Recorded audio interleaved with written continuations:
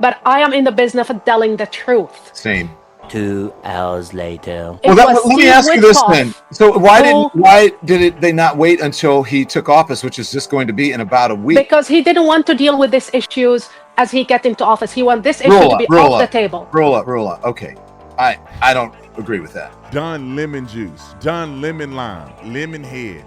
Don Lemon Juice, you better go look up something in that hotel room. Tell your boyfriend to look it up for you. Just admit it, kiss the ring on the 20th. All you fake politicians.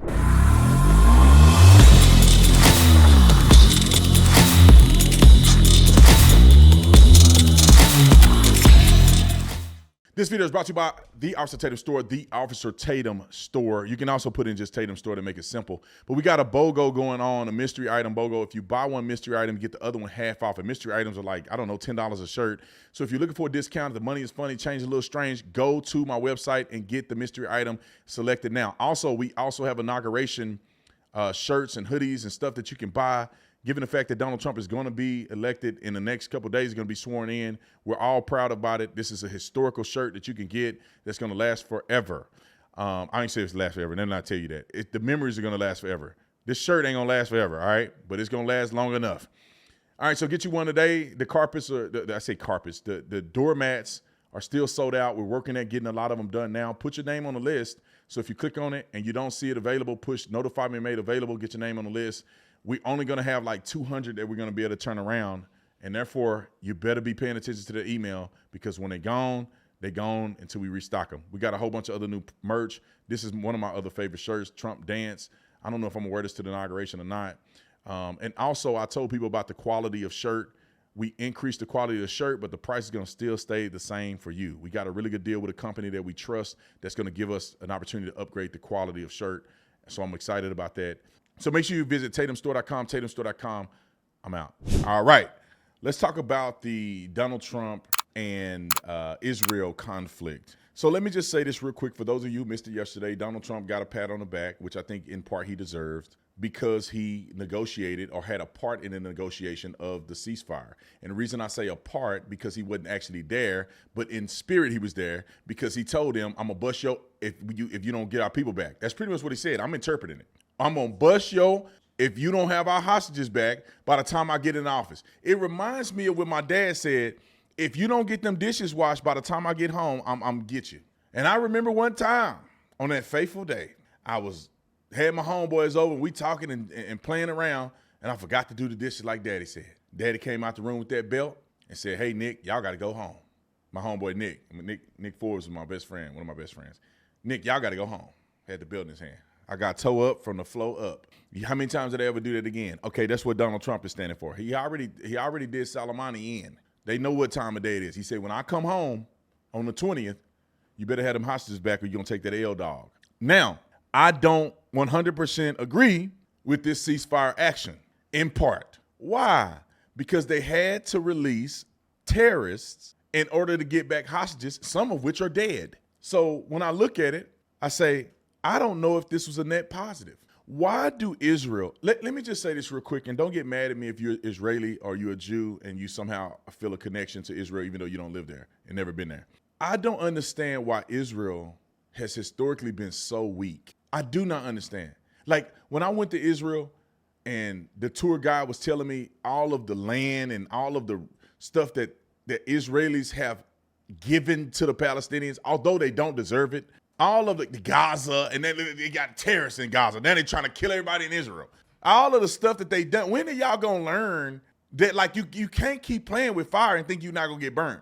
You literally got a homicidal maniac in your backyard and think he won't break in the house one day. That's what Gaza is. And for some reason they think we are gonna acquiesce in part to let you bring back dead people and some hostages that have been traumatized and probably will never be the same in exchange for people that you want. No. That shouldn't work like that. You bring back what percentage of hostages have you brought back? Okay, the people that we said we're going to let out of jail, we'll bring a percentage of them back. So if we're going to let out 15, half of them go get knocked off right here at the porch. And we'll give you the rest of them. It's crazy to me because all the terrorists have to do now is say, oh, we can go and dispense many of their people. We don't care about our people, clearly. Hamas don't care nothing about Gazans. They let them down the sword every day. They, instead of giving funding to the people, they building tunnels and underground and doing terrorist activity. So they don't care about the people or the women and children that y'all think Israel should care about. Hamas don't care about them. So they throw them on the sword every day in order to get some of their bad guys back. Because I heard Seth Leibson say this on the radio yesterday, that the person who orchestrated October 7th was released in one of these terrorist swaps. The man that orchestrated October the 7th, which he lost his life, that's on him, but he was the one that orchestrated this massive terrorist event, and he was a person who was already incarcerated by Israel, and they released him in a terrorist swap. Who's going to be the next October 7th enthusiast that they've released this time? Because they want to make amends and they want to kiss the rear end of people.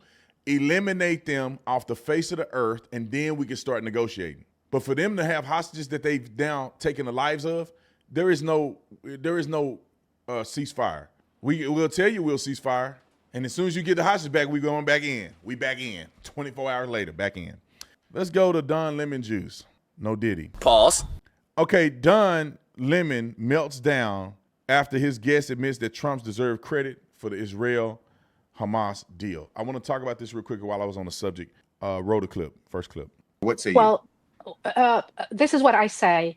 According to diplomats who were involved firsthand in the negotiation, President Biden refused to put any pressure on Netanyahu. And ultimately, they gave up that any deal would happen.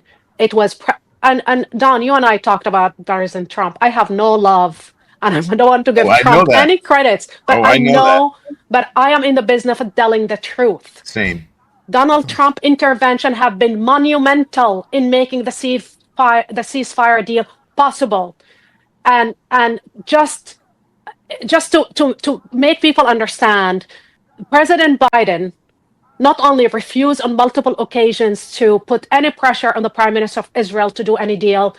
People who were involved in the negotiation, including Israeli negotiators, told me firsthand that very often they felt that he was more than backing the negotiating team, the Israeli negotiating team. He was backing the Prime Minister agenda and his desire to stay in office.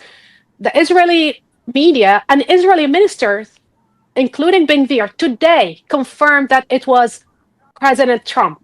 Israeli media also confirmed that Netanyahu was already gave up on the hostages. He was willing to sacrifice the hostages for his political desire to stay in power. However, Donald Trump happened to be a transactional president, happened to be a transactional man. He wanted to come to the White House with a win. And that was always his approach. Let me ask you this then. So why did they not wait until he took office, which is just going to be in about a week? Because he didn't want to deal with these issues as he get into office. He wanted this issue to be off the table. Roll up. Okay. I don't agree with that. I think Donald Trump would like to have started off. We know Donald Trump, the day of his inauguration or on the day to announce a ceasefire. The fact that it happened on Biden. Hold on.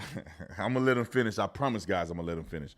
Donald Trump said, if you don't give our hostages back by the time I get in, by January 20th, it's going to be all hell to pay. Done lemon juice, done lemon lime, whatever you want to call it, lemon head. Listen, if they wait until the 20th, it's over. So they got to do it before the 20th. All right? It's almost the weekend. Roll the clip. Watch. I think that leads many people to question whether it was. And look, I'm not saying that you're wrong, but that's going to lead many people to question. Do you know when the ceasefire will enter in? Do you know when the ceasefire will start? It's going to start. Well, the temporary ceasefire is going to start. It should start on Sunday, correct? It will start on the 19th. You mean the permanent? No. The phase one of the ceasefire will start the day Trump inauguration, basically. That's when it will happen. Don Lemon Juice, you better go look up something in that hotel room. Tell your boyfriend to look it up for you. But husband now, I guess they got married.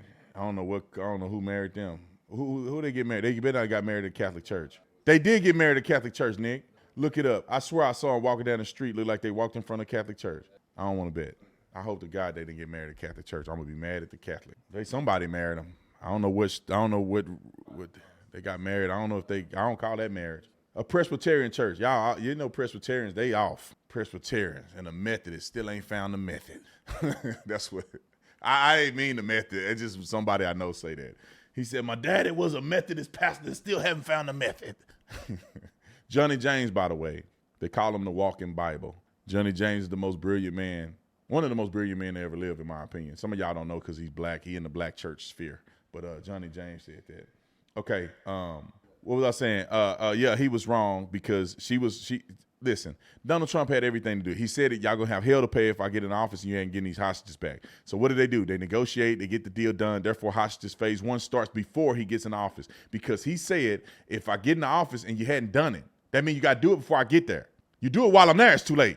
The jets are already there. Drop them. Meanwhile, President, you or Trump? Is that a joke? Oh, thank you.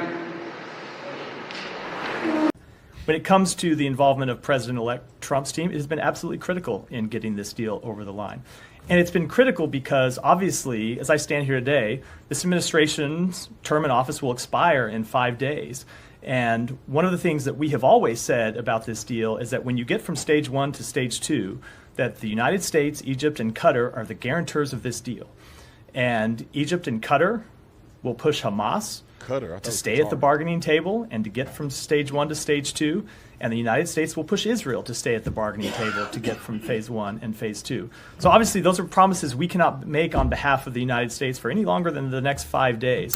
And so it's critical that all of the parties to the agreement and the other mediators see that when the United States is in the room. I heard enough. Y'all get it. They trying to freaking politicize themselves around, and Donald Trump is the man. Y'all just admitted, kiss the ring on the 20th, all you fake politicians. And we're going to celebrate all the way through and through, all right?